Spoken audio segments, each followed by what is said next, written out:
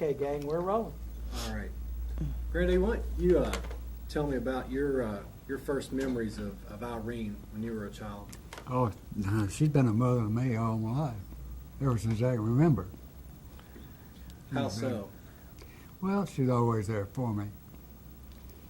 She can tell you some tales that I won't tell you. No, she was always around, and see, there's about 17, 18 years difference in our age. And really, she was still at home when I was born. And all through the years, she's always been there for me. So she pretty much raised you. Oh, as a yeah. I child. give her a lot of hard way to go, I guess, going down the road. We had a lot of time together, really. And after I married, and she, of course, lived here in town, I'd come pick her up, and we'd ride the motorcycle. Or I remember particular one time I carried her back on the farm. I bought an old farm, and we'd put cattle back there. And I was 50 years old that day. I said, Irene, would you thought 50 years ago today that you and I had been riding around back here looking at cattle, and in a pickup truck it had air conditioning on it. See, that's something new, She looked over at me and she said, honey, I thought I'd have been dead and you'd been in the penitentiary. So a lot of good times together. A lot of good times. When I'd get a little broke, I always knew where to go, So you borrow some money from her now and again? Oh, yeah. Oh, yeah. Oh, yes. Another time, I bought an old motorcycle. I come by, and she was pulling weeds. It was 110 in the shade. Oh, it's real hot. I said, Irene, get on this motorcycle and let me cool you off. She said, all right. I always wanted to ride one. She straddled that motorcycle. She said, now just go up to the funeral home. Don't go uptown. So we circled the square about 4 or 5 times. And her in her old clothes on, her dress on. Everybody in town seen it. Do you know what kind of motorcycle that it was? Oh, I believe it was a 350 Honda, I believe it was. I'm not for sure. Well, you ought to know. I guess you rode it, didn't you? I probably did at some point in time.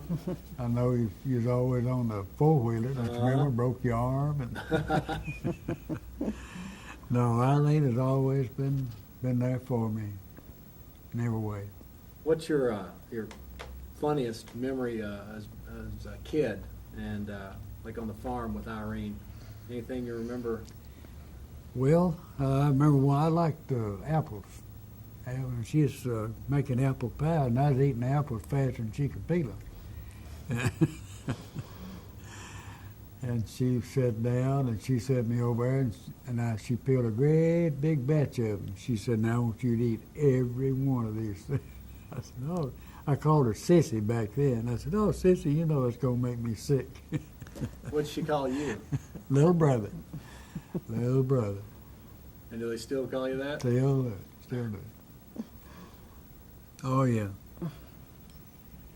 We had a lot of memories together. What do you remember when she left home? How old were you? Now, see, I don't remember when she left home. I don't remember how old I really was. I guess I was a year older, or 2, maybe, when she left home. I was probably older than that. I don't remember. I don't even remember when she left home. What would you guys do for fun when you were a kid? Well, I can't remember no whole lot of things. We worked all the time. It's always a job, But I can't remember. On Saturday night was our favorite time to come to town. And What would you do on a Saturday night? when I got grown, I'd look for the girls walking around the square. We'd park over here on the corner, and then about 10 o'clock there was a town grill over here. And I think you get a bowl of chili maybe for a dime and a Coke for a nickel. And we'd always head in there. Tosky Weathers, the guy that ran it. We'd take a little bowl of chili and put a box of crackers in, and crackers, see, they was free to went with it. And the guy hated to see us come in. Saturday night, we'd always hit about 10 o'clock, you know. That was one of the highlights of Saturday evening. Mm-hmm. After I got to court and in the old car, I'd park over here on the square. And I'd pick the girls out, the ones I wanted, you know. And they didn't want me. They'd go keep walking. That was a good time, I guess, back then. Now, when did you and Grandma meet? Oh, I was standing over here on the corner. I knew of her. I really didn't know her. Her brother married a neighbor girl of ours. And I was standing over in front of the back over here, and another guy, and they come around the square. Her and her brother and his wife. And I said, "Oh, is that old gal going there? I'm going to marry her." Didn't even know her, really. Why'd you want to marry her? I don't know, just crazy, I guess. Had something to say. So after that, I met her. I don't even remember now when we did meet. I know I broke a date with her the second time, I think. I forgot. You're not saying much about all this. I want you to chime in here. Oh, I didn't know whether I was supposed to. or Oh, not. yeah. Don't let him get away with Okay, all so- that. Thank you. Now, what's the first time you remember seeing Richard? Well, I guess what he was talking about when driving around the square, and he was hanging on to a post over there with the leg wrapped around it and stretching his neck, you know. And he, another time I remember when one of the first times I seen him, we went to camp meeting, and he and some more fellows were sitting behind us, and he was talking, and he called my friend, and she was kind of heavy, and he said something that wasn't too nice I never with her, said that. to her. I don't think I said that. So, I can remember that, but she laughed. She was real jolly. Called her some big fat something. You wouldn't have said anything mean, would you? I didn't say that, I don't think. I No, could you know you have, I don't didn't. know. I was pretty ornery, I guess, about that time. But Good we have. had some good times together. Do you After remember we the did first meet. time you met Aunt Irene? Yes. Tell me, I tell me do. how you came about meeting Aunt Irene. We was here in town and walking down the street, and I think we just began, Richard and I began going together, and she said, she motioned to me, and she said, "Come on, let's go over here and have a Coke." So she went in and told me a little bit about little brother. What'd she tell you about him? Wasn't too Well, good. this some of his Meanest. meanness that he done once in a while, but anyway, that didn't affect me. We became good friends, and Irene's always been stand by me and been a lovable person. And when we got married, she and when I got pregnant, well, she made dresses for the baby and, you know, did things like that for me that I didn't know too much about doing. Did y'all ever go on trips together with Irene, or? I don't recall. We visited. She had us for supper. We was together and eat up there. Irene's always a good cook, Yeah, she. and we kind of like to go get a free meal, you know. She invited us over before our wedding, on a wedding night, and I have never seen so much food. She had the table loaded and the side tables loaded with food, and she kept passing and passing, and it was so good and so much you couldn't get around. Irene was a good cook, and she was always very good to me. She was always. What would you she say didn't have- Irene's greatest quality is? Wanting to help others. She was always wanting to help somebody else, you know. And she liked to boss a little too as she went along, you know. That was all right. You needed a little boss. Oh, but she still likes to boss a little, you know.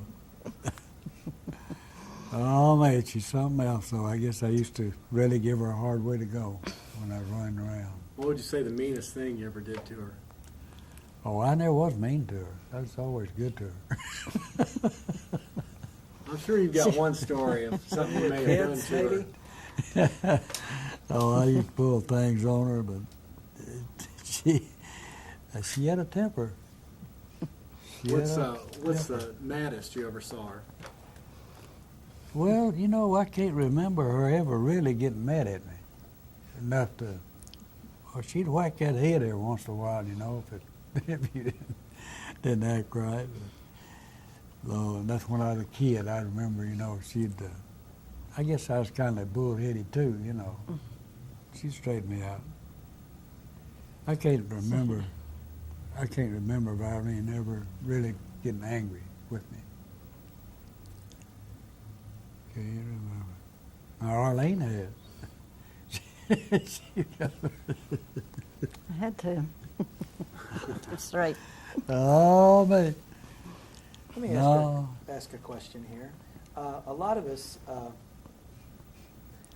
don't think to say things to people when they're living. Right. And after they've died, we think, I wish I had said this. Oh, yeah. I'm going to ask you, put you on the spot here. If there's something you could say to Aunt Irene right now that expresses your feeling for her, what would it Oh, be? she knows that I love her and I to take care of her. I've been taking care of her for 20 years, 40 years. Well, ever since her husband died, I've been, you know, she always come to me. And I think I've been good to her.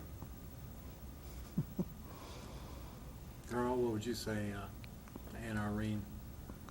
Well, from the beginning, she has been very good to me.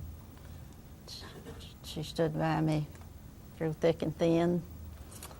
And, of course, I was young, and she told me things, you know, that I should Advised her know. on a lot of Uh-huh. things. What's the nicest thing she ever did for you? Well, she did so many things, but I guess the biggest thing she ever did for me was when Richard's mother, you know, she was living with us, and on up, I don't know what year it was. Well, Irene decided that she wanted to take her and take care of her, take her to her place. And I had been having a pretty rough time because my dad was sick, and he was at our house some, and the children were little, and you know, I was kind of busy there with several different things. In But other words, she had her hands full. And Irene said, well, she was going to take her mother. She wanted to take her mother. That was after she lost her husband, and see to her and keep her. And that was a big relief to me because I never got to go any place or anywhere much because I had my hands full, you know, different things. And See, It- Sharon it and was- Suzanne come along. See, Suzanne come along 15 years after Jimmy, don't you remember? And 10 Yeah. years for Sharon. Irene was, and she was always there to help before that time. If I had a room I, you know, needed paper, she was right there, and she did that, and she would come and help can vegetables and put up fruit. And one time we had ordered some baby chicks, and I think we had around 100, and we had all those to take care of. We had, she come and helped do that. We took care of them, and I want to ask Yeah. you, as a woman, coming up in this century, it's been quite a change for women in this century, quite a change. oh, it's When Aunt Irene was born, women could not vote yet. right. And you know how far we've come. And yet I see, in listening to what I've been hearing here, I hear a woman who was incredibly strong, central to the family, kept things going. How do you feel about the way things have gone, the way things have changed, about how women's roles in the family has changed? Well, it's Just a- using Aunt Irene as an example. Mhm. Well, it's just completely turned around from what it was, you know. I just can't hardly explain how I do feel about the drastic change. Well, they never really had a chance to really live when she was growing up. It wasn't anything but hard work. That's all it did was, you know, maybe come to town on a Saturday afternoon. That's about it. Of course, they went to a lot of dances. They did a lot of dancing on Saturday night. I think she probably won't tell you.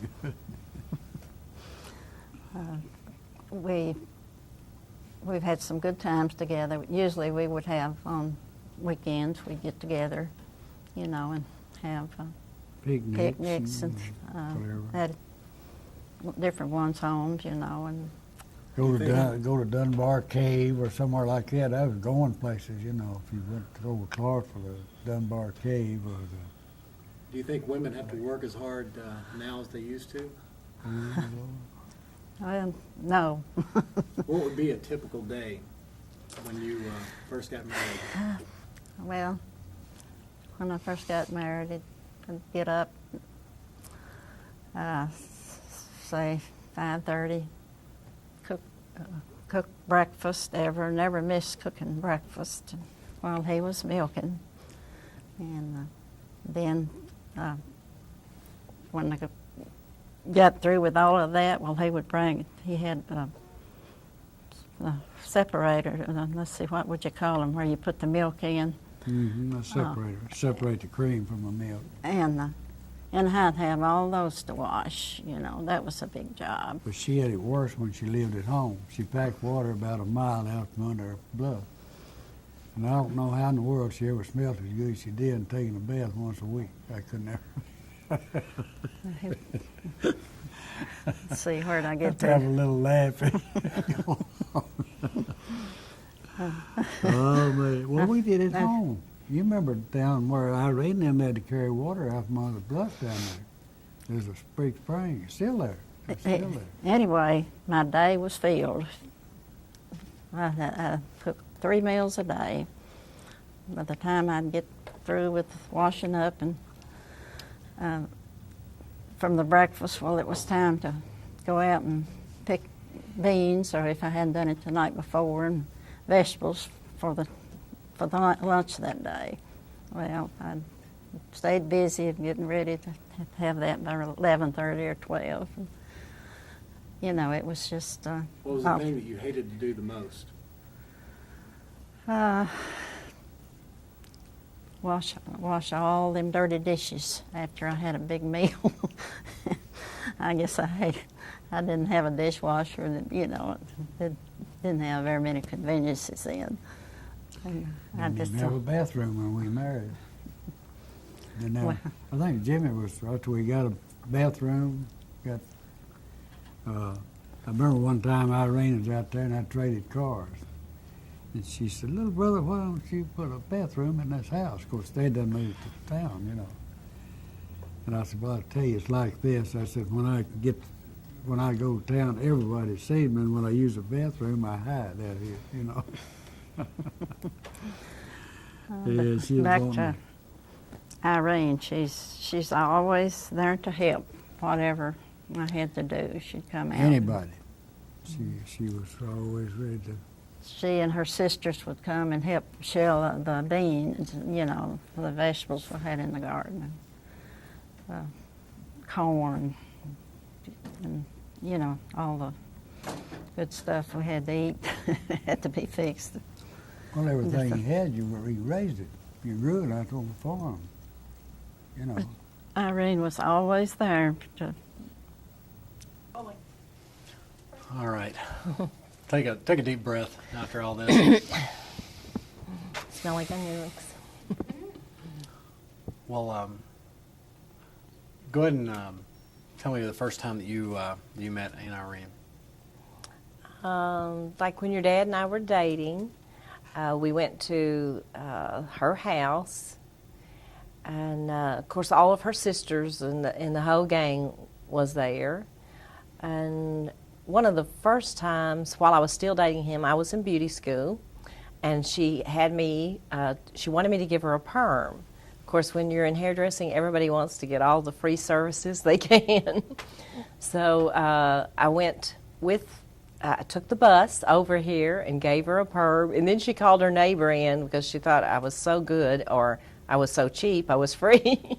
And I gave her a perm, and all through the years, Annie always would just like jump in there if you needed anything, she'd be there. Like when we were building our house, it took so long that we moved in the house with her. I don't know if you recall that. We lived in that little side apartment that she had. She has an older house with a side apartment, and we lived there for several months, and she would always come over and do cooking for us, even though you didn't ask her. She's always extremely handy. I remember once I was cooking green beans, and she put a whole cup of meat grease in the beans, just about ruined them, but you know, she thought they'd be good, and she'd always fix, and she'd play with you, take you down to the creek for little picnics, which she did with all the children. That was one of the things that she liked to do, was always to entertain the children. Whereas Aunt Myrtle, she would not be as accepting of children. I mean, she liked you okay, but she just, you know, Annie loved to play with the kids. She was that much childlike herself. I remember that little fish pond she had in the side yard where that you would play, and she enjoyed that. And always when I would work, at that time I worked only 3 days out of the week before you started kindergarten, she'd always take care of you when I was here at work until you decide to come with me. What was the nicest thing she ever did for you? She loaned us some, well, that wasn't the nicest thing, but one of the things I know, she probably didn't really have it when we were building the house. I wanted some furniture, and she loaned me $1,000, which was a great, What year was this? let me see, we built the house in 1974-5. Of course, her husband had been dead a long time, but whenever she spoke of him, it was always as if he had just died yesterday. She had and she never liked for you to tease her about having a boyfriend. She never wanted you to speak of that, or she was absolutely still in love with Lawrence. And she never liked to think about anything but him. And of course, her mother had lived with her a long time, and she took a lot of care of her. In fact, Granny lived in the house with her when we did. I don't know whether you remember her little side room, but she had a little room right from Annie's house, you know, right next to her bedroom. Do you think that she minded taking care of her mother, or do you think that sometimes that she didn't want to be doing it? Well, as with any time that you take care of people you love, there, you know, your patience runs thin, and sometimes that person becomes very demanding. But she also had another little lady, and I can't remember her name, that lived up in that front room in the front apartment at the same time that she had her mother. For not all of the time, but part of the time, she took care of her also. And I can't recall her name. I don't remember what her name was, but she stayed there also. But her mother was, she was very spoiled. Their mother was very spoiled. She needed constant attention, and she wanted everything cooked exactly like she wanted it. And from the time she was probably in her 50s, she'd always say, "This is going to be my last birthday." But really, you know, she just kind of played old age for what it was worth, which people did in that era. It was okay to be old, whereas now, you go to your grave, you've got to be sexy. At 80, you still have to be sexy in this day and age. In that day and age, it was okay to be old. And some people played it up for all it was worth. When you first met Irene, was she working at that point, or was she at home taking care of her mother? Part of the time that I knew her, she worked, like when I gave her that perm, she worked in a little clothing store down here in the corner. It was, I think it was kind of like a little dollar store type thing. And she was always very conscientious about her work. And at one time, you know where Greg Allen's office is? Well, they had a grocery store. And so she was always, you know how she is, even at the nursing home. She wants to make sure the windows are cleaned and thinks it would be her duty to get up and take care of things. Was she a snappy dresser? Yes, they all were, because they were little women and really trim and neat. And they always, even though they may not have had a lot of other things, they had nice cars. They liked nice cars, and they liked nice clothing. And they would buy, you know, the finest and get their hair done all the time. And I remember especially they had alligator bags and purses to match. And so they always liked to have the latest thing that was fashionable. And of course, two of the sisters never had children. And I guess they could spend more money on that. But Annie always would, you know, she'd buy a lot of extra for the children, for different ones. Why do you think that her and Lawrence never had children? I don't know why that they didn't. I don't know if maybe they could not have. I would have felt like that she and Aunt Myrtle, neither one. Aunt Myrtle always said she chose not to, but I don't know if that was really the case, or maybe they just were unable to have children. Actually, Annie was fairly young when her husband died. She was just in her early 40s. She wasn't very old. I don't recall what age she has told me that she married. She may have told you earlier in the interviews. I remember she talked about how homesick that she once, when they went away to live, maybe Detroit, that she was so homesick. And she'd always talk to me about, do you get homesick? And at that time, I never really thought about that you would be homesick. I was always thrilled to get to go somewhere, anywhere away from home. Why do you think they were so close to each other? I don't know. Everybody that, like when I first moved here, they would say that the family was kind of clannish because they always were together every day of the world. Like they would go to their mother's house, which is like Granddaddy and Grandma's house, and they would get together every afternoon and do whatever chores, because I know it must have been an inconvenience sometimes for Grandma, because they would come and then they'd go home for supper and then they'd come back after supper. And they lived on up the hill from the farmhouse at that time, and then they lived at Daysville some other times. But they were just always, no matter what, they were always together. And if you and still, like in the recent years when they still could walk and everything, everybody always knew them as the three little ladies, and they couldn't distinguish who was who, you know, because they look so much alike. They look like little gray puff balls because they usually have that little fuzzy hairdo.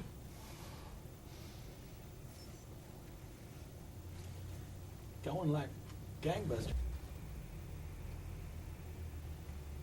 If we could, I'm sure you've seen It's a Wonderful Life. It's a chance for somebody to look at what would happen if they never existed. If Aunt Irene never existed, what would this family be like? I think she had been like her mother. She lost her husband when when Jimmy's dad was about 9 years old. And she was the mother figure,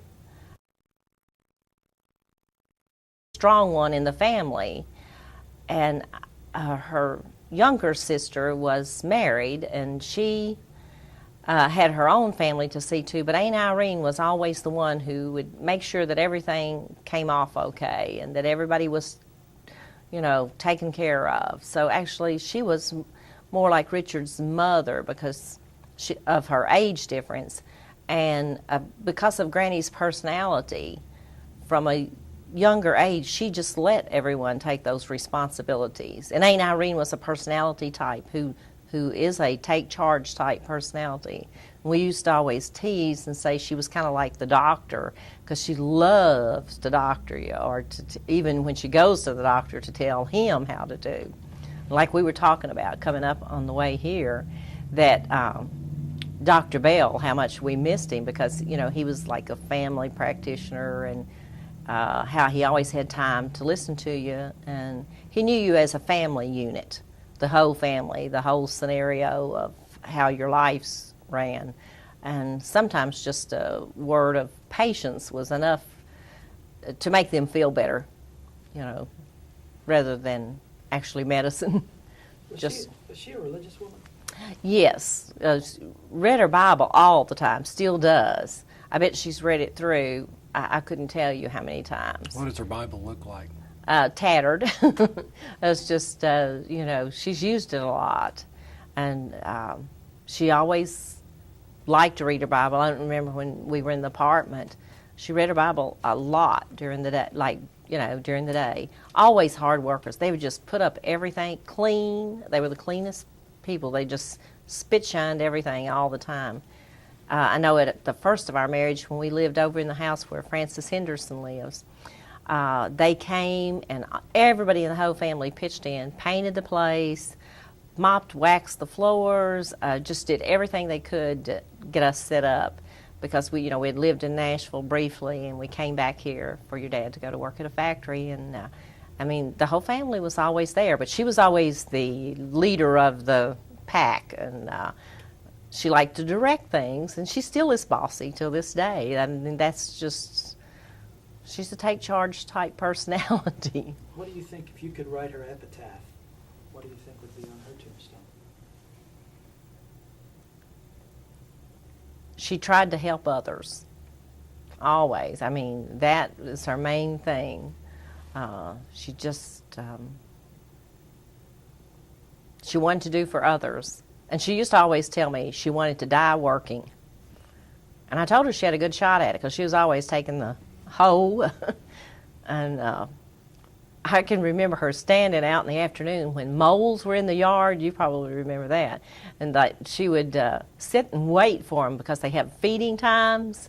And she would sit and wait until she'd killed the moles in the yard. She'd have the yard with a hoe just dug all to pieces, because she was going to make sure that she got the moles. Kill them with A hoe, that you work in the garden with. She'd stand there. It was usually around 5 to 5:30. She said it was their feeding time, and you can watch them work under the ground. And when she would catch them, she'd just chop their heads off. Yeah. And she always said, "I'd love to die working," and she just about made it. In fact, when she was hurt and had to go to the nursing home, it was in late October.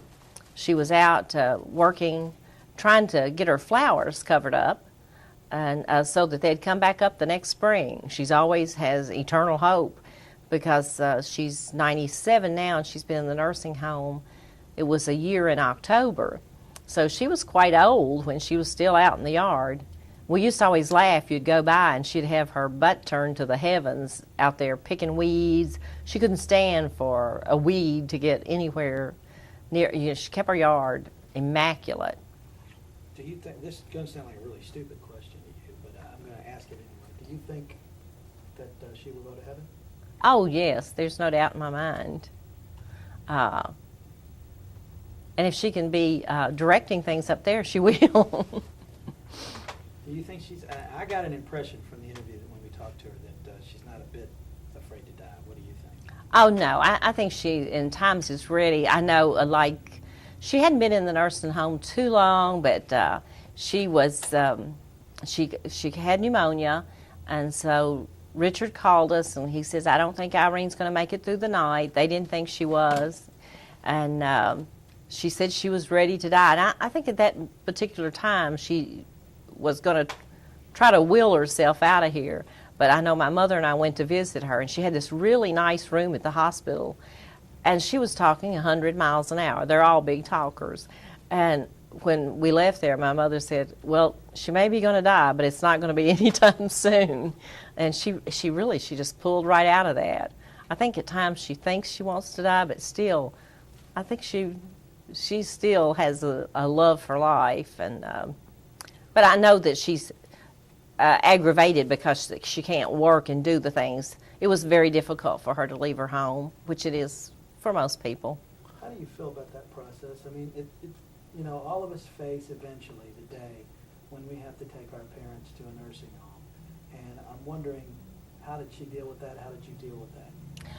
Actually, it was very difficult for her brother. I remember the day that, she cracked her skull the time I was talking about. She was out covering her, and so she waited about 2 weeks because she didn't want to have to go to the nursing home, because once or twice before she had to go for brief periods with a broken bone or whatever, and she desperately wanted to stay at home, but it became evident that she could not stay at home any longer by herself, that it was dangerous, and that the best place would be there where she would be safe and taken care of. And it was very difficult, and so they flew her to Vanderbilt, and somehow or the other they let her out of the hospital, and she was in one of these medical vans, and they had a Titans game, and they had a huge traffic jam, and they sent this 90-something-year-old woman home because Jimmy's dad called me here at work, and he says, they're going to send her home. They've dismissed her. And I said, oh, they can't dismiss her without some of us coming over there. Well, at any rate, they did send her home, and she had the time of her life. She was talking to the drivers, and she was glad there was a traffic jam, and it was like 9 o'clock, and I think they left over there about probably 5 or 4, something like that. And she's just always she likes to talk to people, doesn't she? Not as much lately as in the past. All of her family have had a lot of longevity. Mm-hmm. They've lived a long time. You can't kill a Mallory with a stick. So what do you think has given them that? Why do you think they survived so long? Good genes. It's like their older brother was nearly 97. She's lived the longest of all of them. And Aunt Myrtle, who was our charge, was 92 when she died. And I think she had just kind of lost her will to live. And I remember when her brother died, he said that he had a heart attack. And he says, well, I've never had heart trouble. I mean, you're going to have to go with something. But I don't know if it's hard work certainly didn't kill them, because they all worked very hard.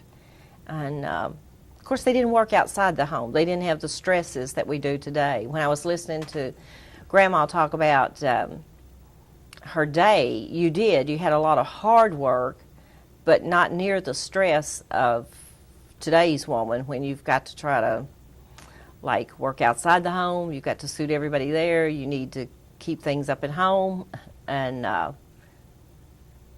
to my thinking, I would think that it would have been easier in some ways, because it was mostly physical labor, which I think would be easier on you than trying to do the juggling act, like Shay is right now.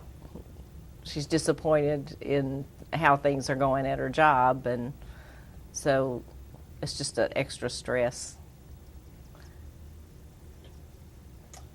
Wonderful. Okay, we're cooking. All right. All right, let's take a deep breath. Now we've got everything done. You getting very much wind right now from the mics? We're rolling again. Let's we'll go back to our subject of the day, Irene. What's your first memories of Irene and living here? Probably goes all the way back when they lived out on the farm. And that was a long time ago. It used to be fun to go to her place. She always did things for you and let you play.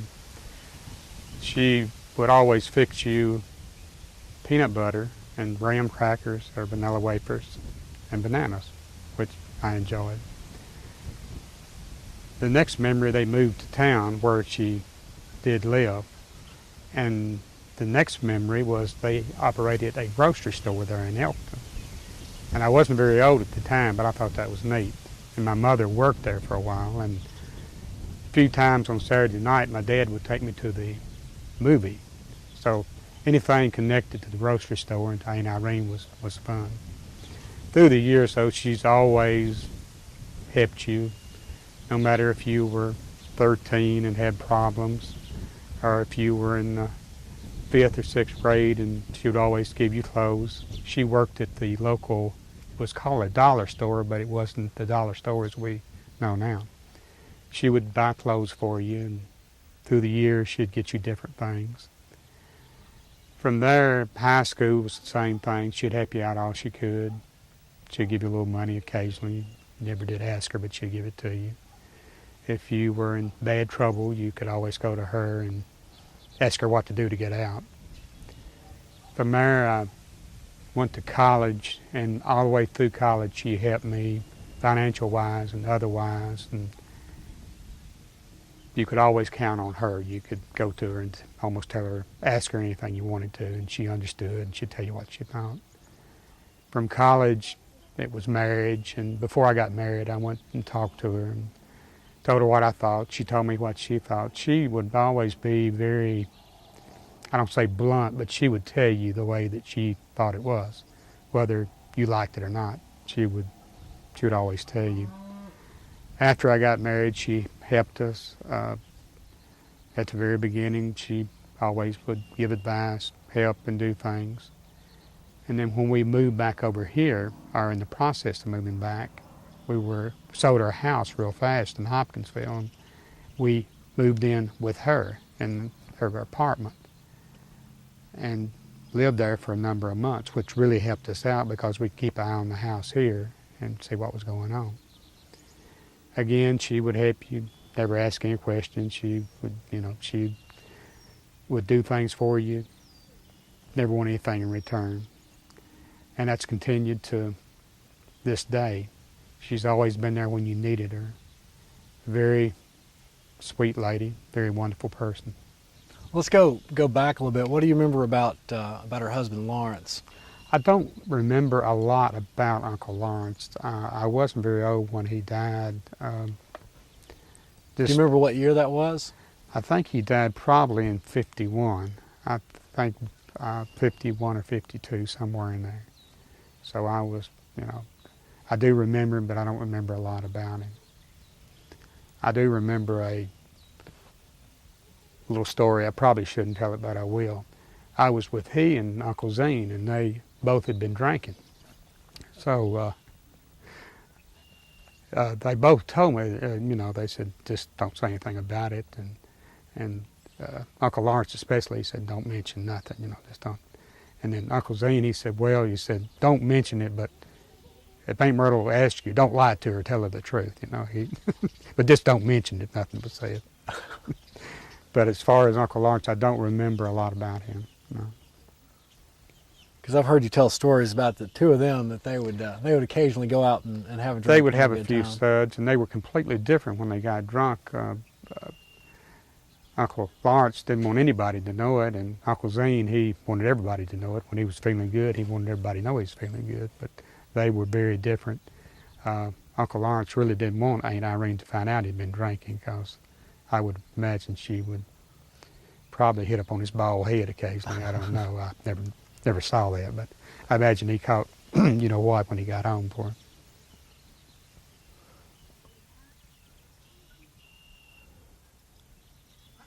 Go ahead. I'm thinking. I'm sorry. Go ahead. Is that starting to come loose? Because I can. No, what I'm doing is I'm just checking audio levels as he talks. All right.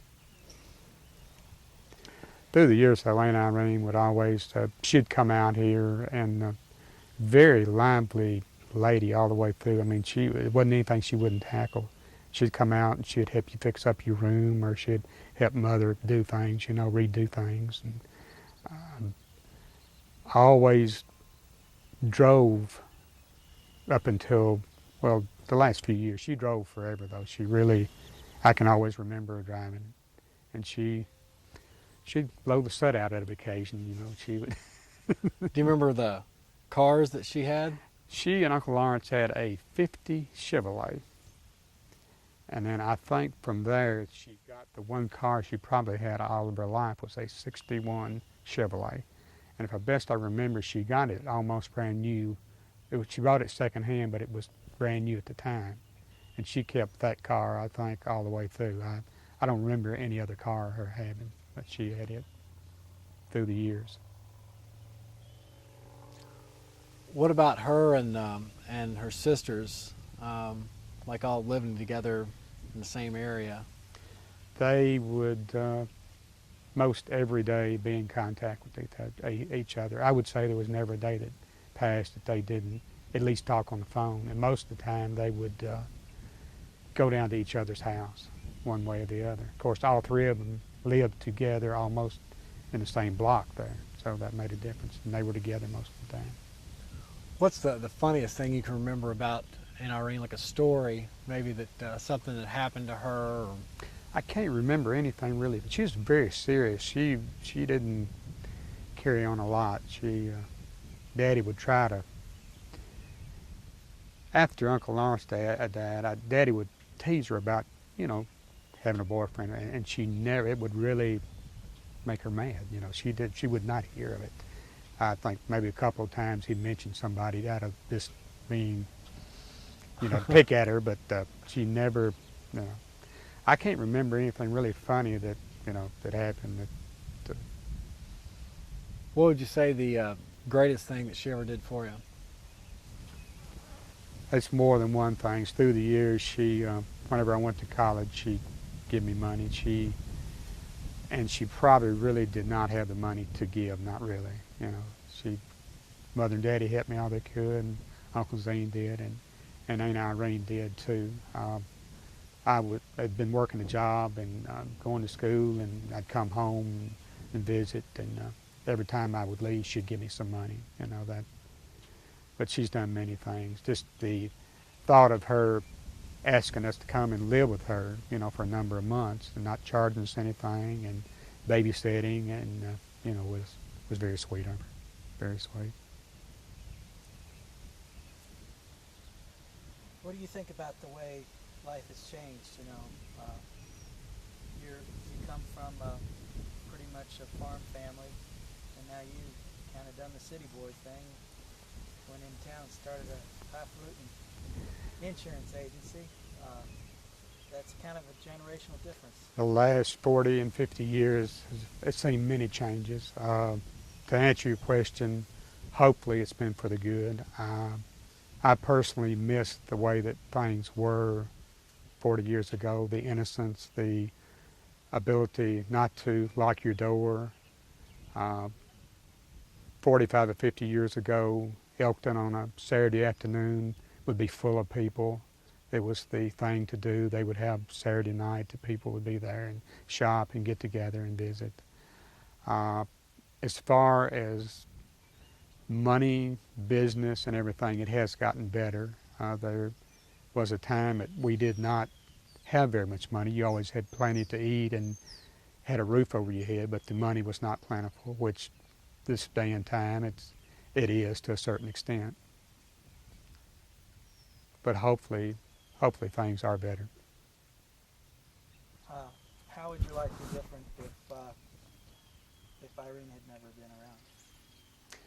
It would have been a lot of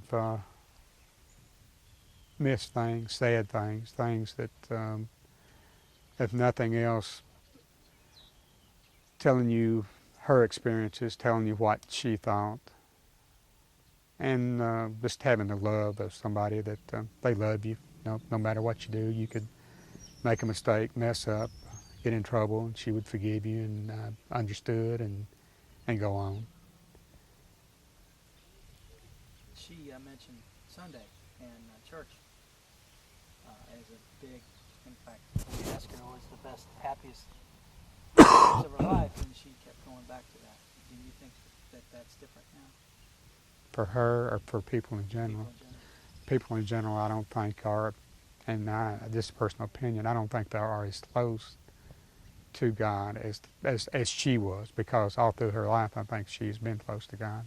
She's a very Christian person, always has been. She's never fallen, she's always had her belief and always believed in it, and through bad times and good times, she always had belief in God. We asked your wife what she thought would be Irene's epitaph if she could write it. I'd ask you the same question. If you could write Irene's epitaph, what would it That's a hard question, I know, because there's many answers to it. So let's just say it's up to you to write it, and you don't have to write anything profound, just what would come from your heart. Annie, we all loved you and you loved us. You did everything you could for us, and we probably did not pay you back the way that we could have or should have. We do love you and we do miss you. That's... That couldn't be any more from the heart, could it?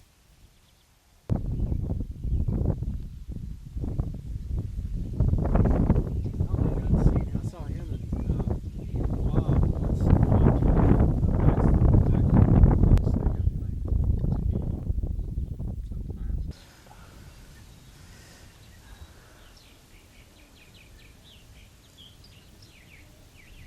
Okay, we're rolling.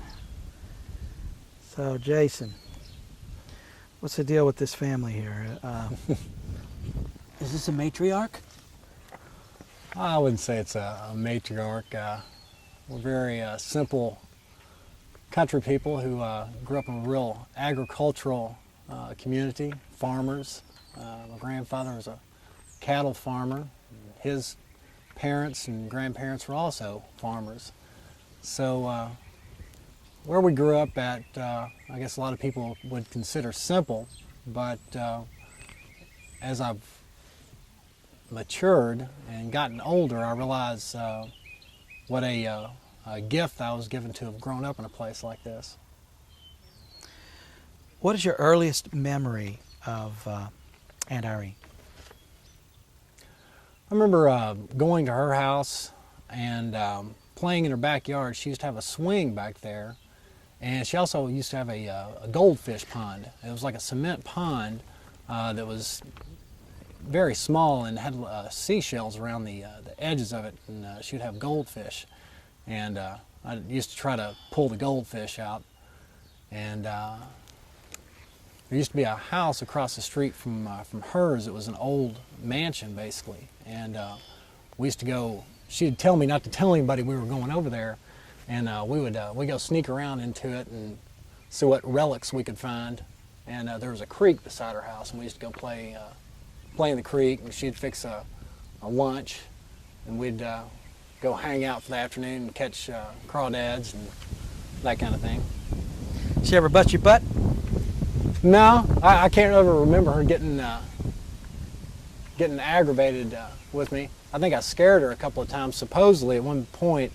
I don't actually have vivid memories of it, but we lived at her house. My parents were building a house, and we lived with her for a couple of months, and I had bunk beds and a back bedroom. And I was playing on the top of the bunk beds and was in a box, and I pushed myself off just to see what would happen. This was about like a 4 or 5 foot fall, and she come running back, and I think she could have busted my butt then, but she was more happy to see I hadn't broken my arm. Do you get to visit her very often? Do I get to visit her very often now? No, honestly. I probably see her 2 to 3 times a year. And she hasn't been in the nursing home, but maybe a little over a year and a half. So she was able to live at home for a majority of her life in her older age.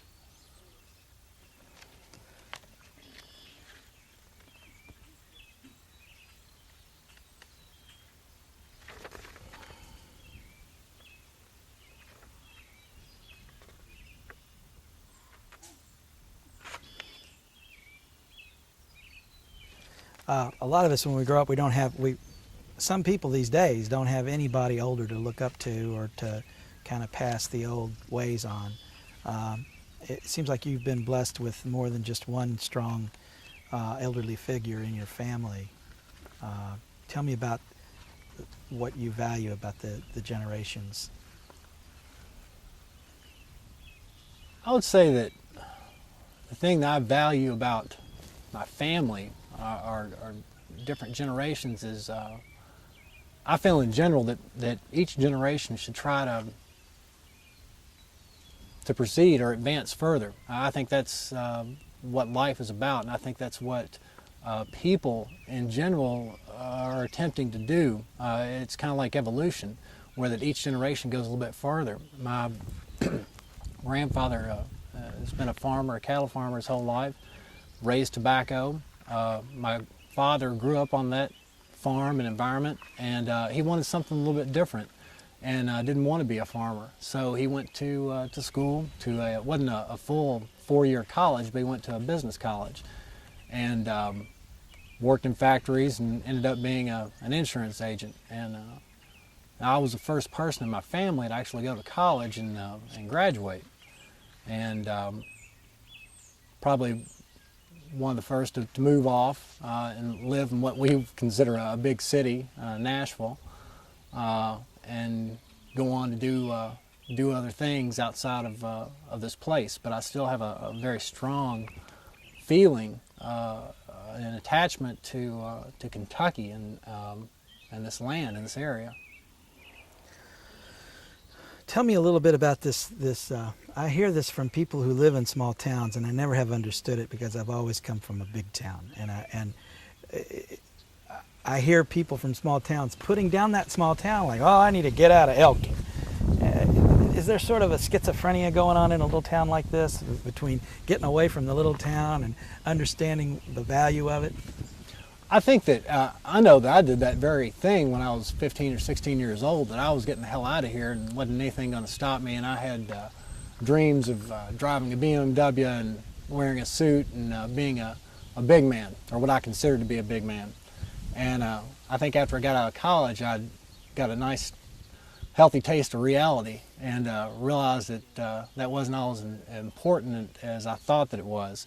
And yeah, I think people, it's such a fishbowl and small pond to live in a town where everybody truly does know everybody. And I think you feel like that there's a greater dream to be had somewhere bigger. But as you go to bigger places, you realize that the things that you had here, as far as community, as far as neighbors, as far as somebody waving at you when you go down the road, somebody knowing your name when you go to the grocery store, I think those are things that people miss and want in bigger cities. And I think they, sometimes you go to a smaller bank, so you get a personal touch and that kind of thing. How would your life be different if you hadn't had your Aunt Irene in your life? I think that of history and of my family. She told me a story about 3 or 4 years ago that I'd never heard before, that her grandfather was actually in the Civil War. And she's got a picture of her and her sisters, and it was before my grandfather was born, of a Sunday afternoon church campground meeting where they all have lunch on the backs of wagons. And she's got a picture where her grandfather's in it. And I think if she hadn't been around, I would never have heard about that story. I'd never known that there was a member of my family that was actually in the Civil War. And I found that very interesting. She really didn't know a lot about him, but I think it gives me a connection to my past. You talked about us moving on from the past. Do you think there's anything today's woman could learn from yesterday's woman? Irene pretty much epitomizes the early part of the 20th century woman. What do you think today's woman could learn from her? Or if you don't think so, say what you really think. If you think it's the other way around. I think women today,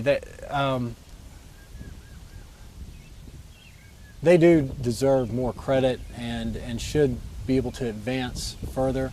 But I think there was a silent perseverance of women of the past, a real strength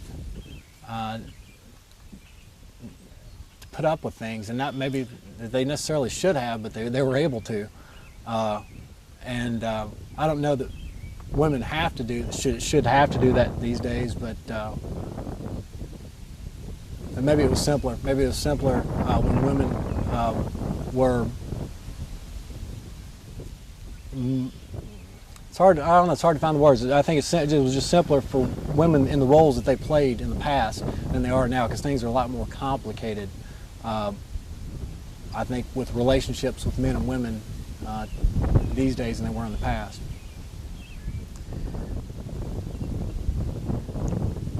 Do you think that I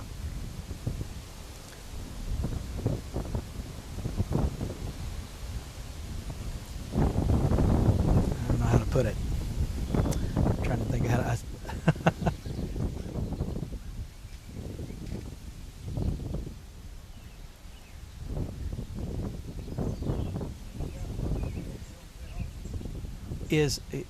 Do you think Irene's sense of community and family, I'd